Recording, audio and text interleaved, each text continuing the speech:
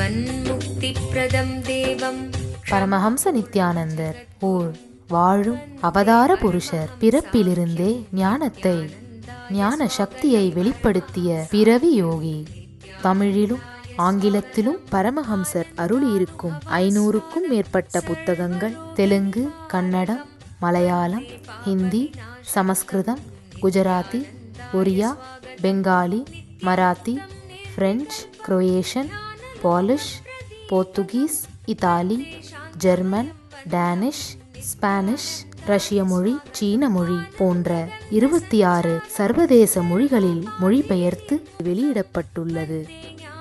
10,000 மணி நேரத்திற்கும் மேல் ஞான கருத்துக்களை மொழிந்துள்ள அரிய பேச்சாளர். லட்சக்கணக்கானவர்களுக்கு அன்னதானம், இலவச மருத்துவ வசதி, கல்வி உதவி, மேலும் உலகம் முழுவதிலும் 140க்கும் மேற்பட்ட இடங்களில் பள்ளிகள், ஆசிரமங்கள், ஆலயங்கள் மற்றும் மருத்துவமனைகள் அமைத்து ஒப்பற்ற சேவை செய்து வரும் சமூக சேவகர். லட்சக்கணக்கானவர்களுக்கு தலைவலி முதல் கேன்சர் வரை தனது தியான சக்தியால் தீர்த்து வைத்த தியான சிகிச்சையாளர். கோடிக்கணக்கான மக்களுக்கு உடல் நலம், மனவளம் ஆகியவற்றிற்கான கிரியைகளை வகுத்து தரும் கிரியா யோகி. கோடிக்கணக்கான மக்களுக்கு வாழ்வியல் பிரச்சனைகளுக்கான தீர்வுகளை தந்த வாழும் ஞானி. 151 நாடுகளில் தியான மையங்களோடும் விடுதி, Tiruvannamalai, Rajapalayam, Salem, Hyderabad, Varanasi, loss Angeles, Seattle, Ohio, San Jose, Phoenix ஆகிய சர்வதேச நாடுகளிலும் ஆசிரம கிளைகளோடும் நடந்து வரும்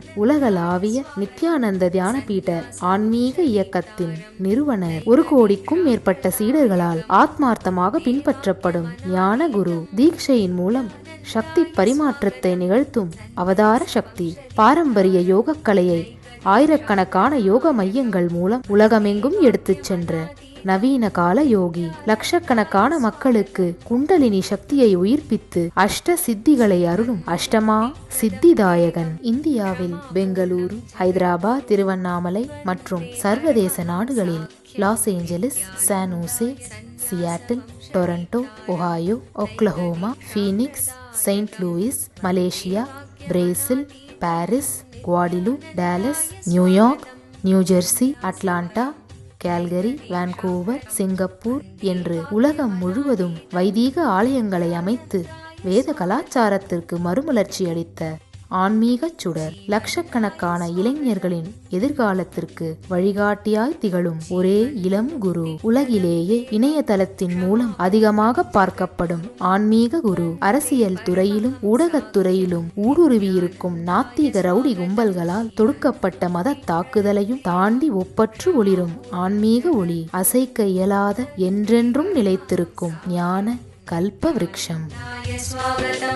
ஆனந்தானுபவாஸ்வாதம் சர்வரோக நிவாரகம் வந்தே பாப விநாசக்தம் நித்யானந்தாய ஸ்வாகதம். நித்யமுக்தம் நிர்விகல்பம் தியானலோக பிரதீபகம் வந்தே சாந்தமயம் பந்தம் நித்யானந்தாய ஸ்வாகதம். ஆனந்தகந்த சஞ்சாரம் சர்வோபாதி விநிர்முக்தம் வந்தே ஞானாலயம் நாதம் நித்யானந்தாய ஸ்வாகதம்.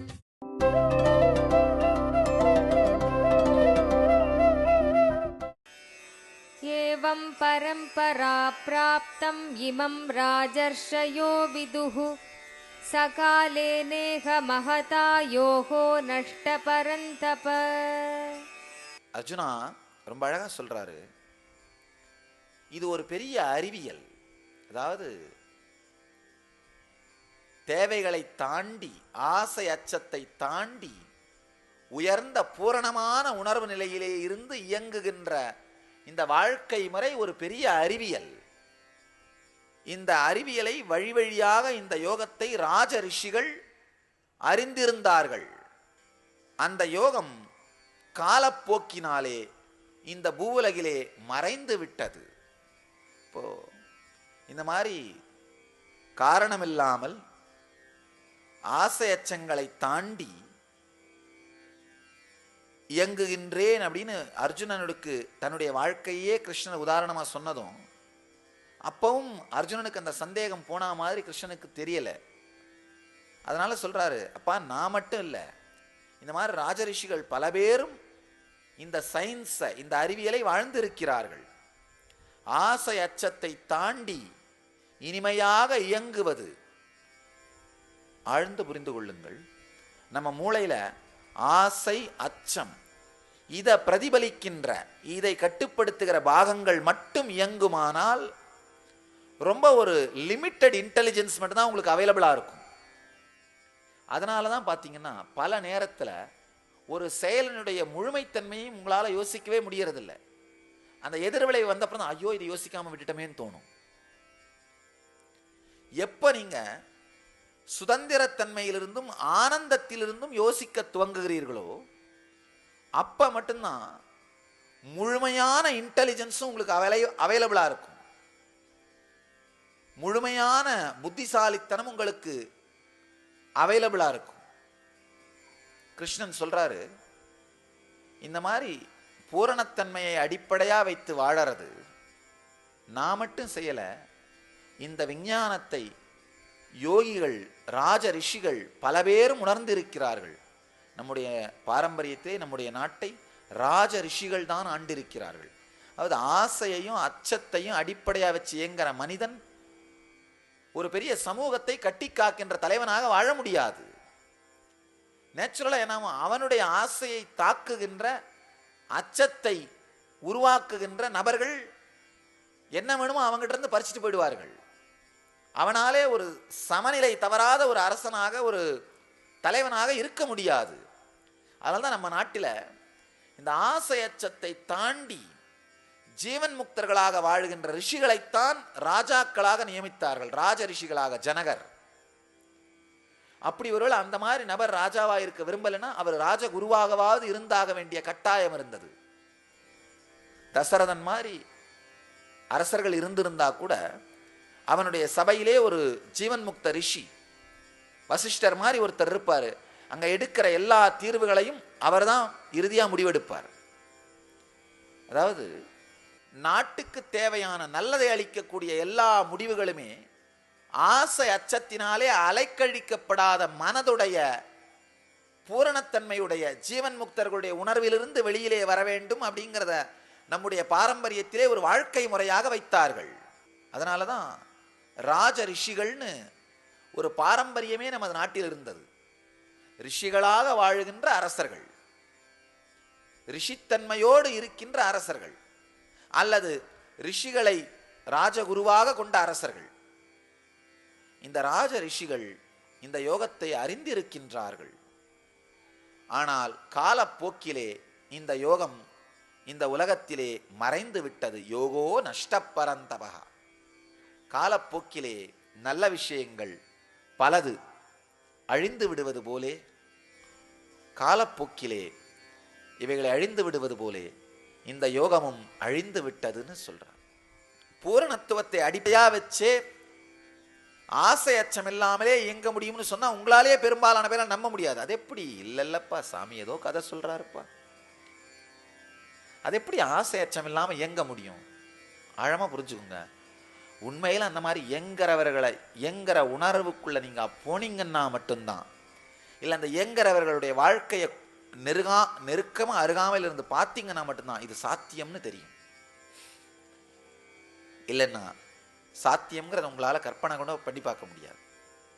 உண்மையில் இது சாத்தியம், இது சத்தியம். ஆசை அச்சத்தை வைத்து இயங்குபவர்கள் அடிமைத்தன்மையோடு இயங்குபவர்கள், அதுல ஒன்றும் சந்தேகம் இல்லை.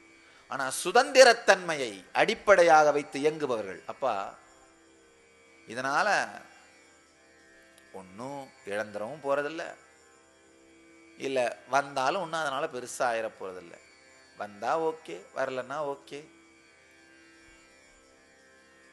நாம கேட்போம், அப்ப ஏன் நம்ம இயங்கணும்?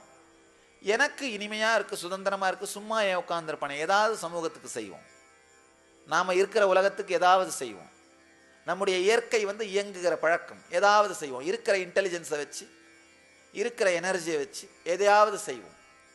அப்படிங்கிற சுதந்திரத்தன்மையிலிருந்து மீளாமல், சுதந்திரத்தன்மையிலிருந்து பிழறாமல், சுதந்திரத்தன்மையிலிருந்து தவறாமல், சுதந்திர உணர்வோடேயே இயங்குவது. ஆழ்ந்து புரிஞ்சுக்கோங்க. காலையில் எந்திரிச்ச உடனே முதல் எண்ணம் எந்த எண்ணமா உங்களுக்கு இருக்குன்னு யோசிங்க. முதல் எண்ணம் ஐயோ ஆஃபீஸுக்கு போகணுமே, இல்லைன்னா வேலை போயிடுமே அப்படின்ற பயத்தால் வெளியில் எழுந்திரிச்சிங்கன்னா பயத்தை அடிப்படையாக வைத்த மன அமைப்பு. இல்லை ஐயோ இதெல்லாம் செய்யணும், இதெல்லாம் செஞ்சாதான் வாழ்க்கை முழுமையடையுன்ற ஆசையால் எழுந்திரிச்சிங்கன்னா ஆசையை சார்ந்த மன அமைப்பு. இந்த 2 நாள் எதனால் பெட்ல இருந்து வெளியில் வந்தீங்கன்னாலும் நீங்கள் அடிமைத்தன்மையிலே இருக்கிறீர்கள். அப்படி இல்லாமல் பூ மாதிரி ஒரு சுதந்திரத்தன்மையோடு திறந்தவுடன் ஆழ்ந்த ஒரு தெளிவோடு ஒரு குழந்தை உலகத்தை பார்ப்பதைப் போல இனிமையோடு திறந்து உங்களால் உலகத்தை பார்க்கவும் மிக தெளிவாக எழுந்து துள்ளலான உற்சாக உணர்வோடு உங்களால் உங்கள் காலையை துவக்க முடிந்தால் நீங்கள் ஜீவன் முக்தர்களாக வாழ்கிறீர்கள்.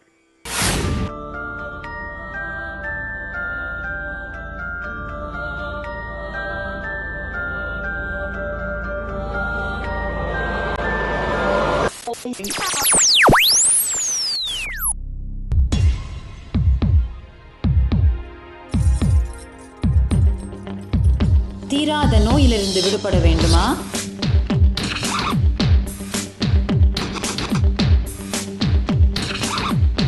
பிரச்சனைகள் இல்லாத உறவுகள் வேண்டுமா? நிம்மதியான உறக்கம் வேண்டுமா? வாழ்க்கையில் மனத்தெளிவும் உற்சாகமும் அதிகரிக்க வேண்டுமா? ஆனந்த ஸ்புரண தியான முகாம் இவை அனைத்தையும் 2 நாட்களில் உங்களுக்கு அனுபவமாக்கி தருகிறது. நாம் வாழ்வில் அனுபவிக்கும் பிரச்சனைகளுக்கும் துக்கங்களுக்கும் காரணம் நம் உடலில் உள்ள 7 சக்தி மையங்களில் பதிந்திருக்கும் எதிர்மறை உணர்வுகளும் நாம் உருவாக்கி வைத்திருக்கும் எதிர்மறை மன அமைப்பும் தான். இதை மாற்றுவதற்கான தியான நுட்பங்களும் தியான பயிற்சிகளும் கற்றுத்தரப்படுகிறது. விழித்துக் கொள்ளுங்கள். ஆனந்தம் உங்கள் பிறப்புரிமை. ஆனந்தமயமான வாழ்க்கை உங்களுக்காக காத்து கொண்டிருக்கிறது. வாரந்தோறும் சனி மற்றும் ஞாயிற்றுக்கிழமைகளில் ஆனந்த ஸ்புரண தியான முகாம் நடைபெறுகிறது.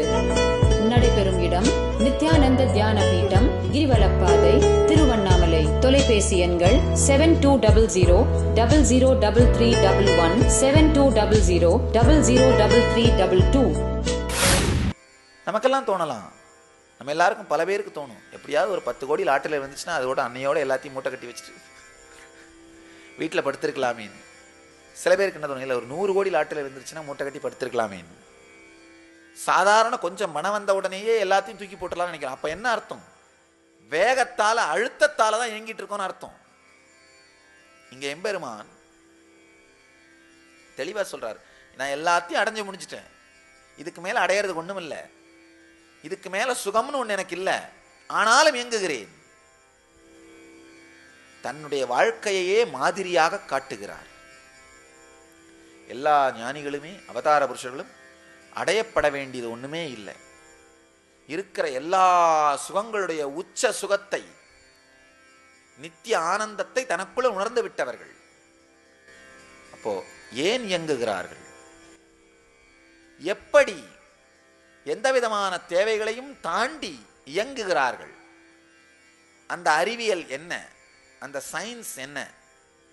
ஆழ்ந்து அந்த சயின்ஸை பற்றி எம்பெருமான் நமக்கு விளக்குகிறார். முதல்ல இந்த சத்தியத்தை சொன்னார்.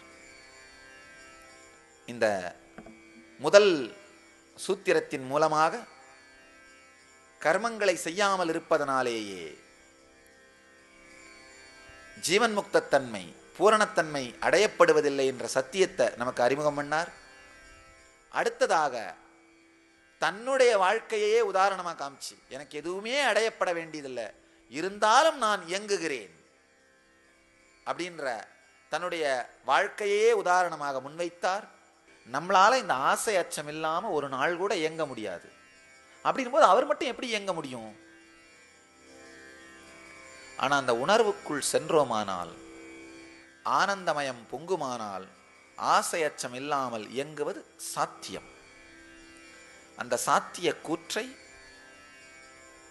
எம்பெருமான் தன்னுடைய வாழ்க்கையில் விளக்குவது மட்டுமல்லாமல் காலப்போக்கிலே அது மறைந்து விட்டதுன்னு சொல்றார். காலப்போக்கில் அது மறைந்து விடும். காரணம் என்னன்னா, ஆசை அச்சத்தை அடிப்படையாக வச்சு இயங்கிறதுக்கு உங்களுக்கு அதிகமான இன்டெலிஜென்ஸ் தேவையில்லை. வெறுமனே மனசு எப்படி ஓடுதோ அப்படியே இயங்க வேண்டியதுதான். ஆசை வரும்போது அதை பூர்த்தி பண்ணுறது, அச்சம் வரும்போது அதுக்காக பயந்து ஒதுங்கிறது. நீங்கள் விழிப்புற்று இருக்க வேண்டிய அவசியம் இல்லை. என்ன சொல்ல, தூங்கிக்கிட்டே காரில் போகிற மாதிரி இது. உங்கள் இன்டெலிஜென்ஸ் விழிக்காமலே உங்கள் வாழ்க்கையே நடத்திட முடியும். ஆனால் இந்த ஆசை அச்சத்தை தாண்டி பூரணத்தன்மையோட இயங்கியாகனா உங்கள் இன்டெலிஜென்ஸ் விழித்தாக வேண்டும். அந்த இன்டெலிஜென்ஸ் விழிச்சாங்கன்னா அவேர்னஸோடு உட்காந்துருக்கணும். நீங்களே டிரைவ் பண்ணுற மாதிரி. நாம் யாருமே நாமளே டிரைவ் பண்ண விரும்புறதில்லை. என்ன பண்ணுறோம், டிரைவரை விட்டுட்டு நாம் படுத்திருக்கலாம்னு நினைக்கிறோம். டிரைவர் தான் ஆசை அச்சம். அது பாட்டுக்கு அது வாழ்க்கையை நடத்தட்டும்பா, நாம் நிம்மதியாக படுத்திருக்கலாம். டிரைவரை ஓட்ட சொல்லிட்டு நீங்கள் தூங்கிட்டு போகிறது ஆசை அச்சத்தை உங்கள் வாழ்க்கையை ஏற்க சொல்லிட்டு உங்கள் ஆன்ம உணர்வு தூங்கிடுறது. ஆனால் ஆன்ம உணர்வே உங்கள் வாழ்க்கையை ஏற்கிறது நீங்களே ஓட்டுற மாதிரி. டிரைவர் எவ்வளோ நேரம் ஓட்டுவார், வாழ்க்கை எப்படி எடுத்துகிட்டு போவார்? டிரைவர் ஓட்டினா சுகமாக இருக்க மாதிரி தோணும். ஆனால் நீங்கள் நினச்ச உடனே நிறுத்த முடியாது. நீங்கள் நினச்ச உடனே என்ன வேணால் செய்ய முடியாது. நீங்கள் நினைக்கிறத டிரைவரும் நினைக்க வச்சா மட்டும்தான் செய்ய முடியும். நீங்கள் நினைக்கிறதையே டிரைவரை நினைக்க வைக்கிறது சாதாரண வேலை இல்லை. நம்மளுக்கு பார்க்கறதுக்கு சில நேரத்தில் சாதாரண வேலையாக இருக்கும். ஒருவேளை நீங்கள் நினைக்கிறத நினைக்க வேண்டான்னு அவர் ஒரு வினாடி நினைச்சாருன்னா என்ன ஆகும் உங்கள் கதி? ஒன்றும் பண்ண முடியாது. அதனால் என்னைக்கா இருந்தாலும் வண்டியை நீங்கள் ஓட்டுறது தான் உங்களுக்கு பாதுகாப்பு. நீங்கள் ஓட்டுறது தான் உங்களுக்கு பாதுகாப்பு. வண்டியிலாவது பரவாயில்ல, சில மணி நேரம் தான் உட்காரோம். ஆனால் வாழ்க்கை எப்போவுமே ஓடுறது. அதனால் உங்கள் வாழ்க்கையை இன்னொரு டிரைவர்கிட்ட கொடுக்காதீங்க. உங்கள் வாழ்க்கையை நீங்களே ஓட்டுங்க. அழகாக சொல்றார் கிருஷ்ணர், இந்த யோகம் வெகுகாலமாக இந்த பூவுலகிலே மறைந்து விட்டது. யோகோ நஷ்டப்பரந்தபக. சில நேரத்தில் இப்படித்தான் நம்முடைய இன்டெலிஜென்ஸ் ஹையாக டிமாண்ட் ஆகும் பொழுது, இன்டெலிஜென்ஸ் வேணும் அவேக்கண்டாக இருக்கணுன்ற டிமாண்ட் வரும் பொழுது நாம் அந்த மாதிரி ஃபுல் அவேர்னஸோடு இருக்க விரும்பாமல் இந்த உயர்ந்த ஞானங்களை, உயர்ந்த கருத்துக்களை தவற விட்டு விடுகின்றோம். காலப்போக்கிலே அதனுடைய சத்தியம் மறைந்து விடுகின்றது. சாரம் மட்டும் இருந்து, அதாவது அதனுடைய இந்த சத்தியத்தினுடைய சாரம் அழிந்து சக்கை மட்டும் இருக்கின்றது. சக்கையை மட்டும் விட்டுட்டு சாரத்தை இழந்துடுறோம். அதாவது சாரம் இழந்த வெறும் சக்கை தான் சாதாரண சடங்குகள். அந்த சாரத்தோடு செய்யப்படுகின்ற செயல்கள், சடங்குகள் தான் தியானம்.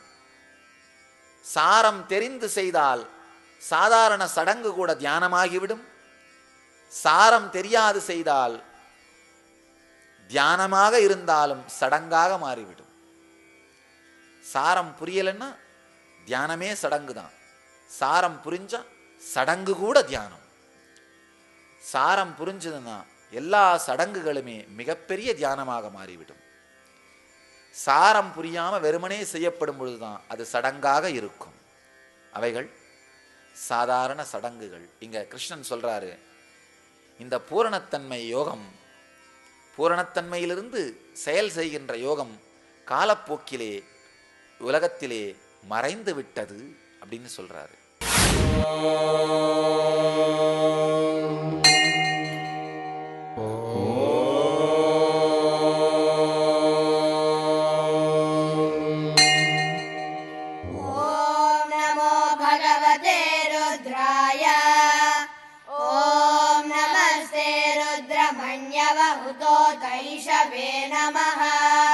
नमस्ते अस्तु धन्वने बाहुभ्यामुतते नमः। या तैषु शिवतमा शिवं बभूव ते धनुः। शिवा शरव्याया तव तया नो रुद्रमृडया। या ते रुद्र शिवा तनूरघोरा पापकाशिनी। तया नस्तनुभाषन्तमया गिरिशन्ताभिजादशीः। या विषं गिरिशन्तः परित्राणाय साधूनां विनाशाय च दुष्कृतां धर्मसंस्थापनार्थाय सम्भवामि युगे युगे. இந்த சூத்திரம் ஆன்மீக உலகத்திலேயே மிகப்பெரிய புரட்சி. எம்பெருமான் சொல்கின்றார், பரித்ராணாய சாதூனாம் விநாசாய துஷ்கிருதாம் தர்ம சம்ஸ்தாபனார்த்தாய சம்பவாமி யுகே யுகே. சத்தியத்தை வாழ்க்கையில் வாழுகின்ற சாதுக்களை கடைதேற்றுவதற்காகவும் பாவத்தன்மையை அழிப்பதற்காகவும் தர்மத்தை நிலைநிறுத்த மீண்டும் மீண்டும் நானே நிகழ்கின்றேன். அருமையான ஒரு சத்தியம். கடந்த சூத்திரத்திலே பகவான் சொன்னார், இந்த மிகப்பெரிய விஞ்ஞானம், அதாவது ஆசை அச்சத்தை தாண்டி இயங்குகின்ற இந்த விஞ்ஞானம் காலப்போக்கிலே அழிந்து விடுகிறதுன்னு சொன்னார். இப்போ அதற்கான தீர்வை சொல்றார். அந்த விஞ்ஞானத்தை மீண்டும் நிலைநிறுத்துவதற்காகவும் ஆசை அச்சத்தை தாண்டி இயங்குகின்ற அந்த மெய்ஞானத்தை உலகத்திற்கு மீண்டும் மீண்டும் அளிப்பதற்காகவும் அதை வாழ்பவர்களை உற்சாகப்படுத்தி இந்த சத்தியத்தின் மீது நம்பிக்கையை அளிப்பதற்காகவும் அதை வாழாத மூடர்களை மூடத்தன்மையை அழிப்பதற்காகவும் இந்த தர்மத்தை நிலைநாட்டுவதற்காகவும் மீண்டும் மீண்டும் இந்த உலகத்தில் நானே அவதரிக்கின்றேன், நானே மலர்கின்றேன்னு சொல்றார். அருமையான சத்தியம். சம்ஸ்கிருதத்தில் சம்பவாமி யுகே யுகே அப்படின்னா என்ன சொல்றாருன்னா, நான் வருகிறேன்னு கூட சொல்லல அவரு, நான் நிகழ்கிறேன்னு சொல்றாரு. அப்படின்னா கிருஷ்ணன் அப்படிங்கிறது ஒரு சக்தி வெளிப்பாடு.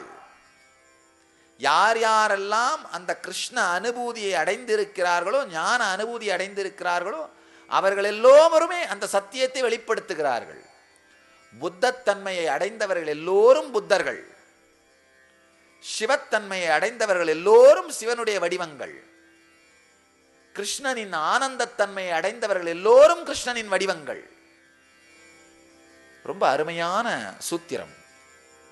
இந்த சூத்திரம் நம்முடைய வேத பாரம்பரியத்தின் இந்து தர்மத்தின் மிக முக்கியமான சூத்திரம்.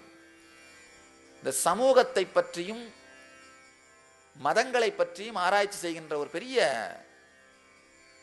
ஒரு அறிவியல் வல்லுநர்கள் குழு 40க்கும் மேற்பட்ட பெரிய பெரிய சமூக அமைப்புகளை அவங்க ரிசர்ச் பண்ணியிருக்காங்க.